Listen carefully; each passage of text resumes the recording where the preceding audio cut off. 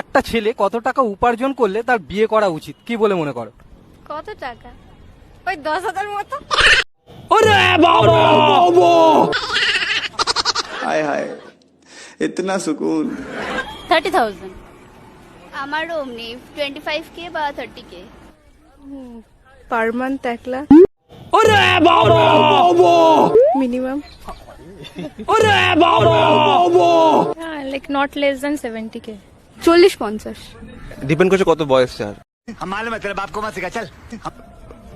মানে এখন হলে 20, তারপরে 30-40 এরকম। বলো 1 lakh per month. Per month. ওরে বাবা, সেম 1 লাখ মান্থলি। এটা বলতে পারবো না, কিন্তু টাকা থাকলে সবই হয়। 15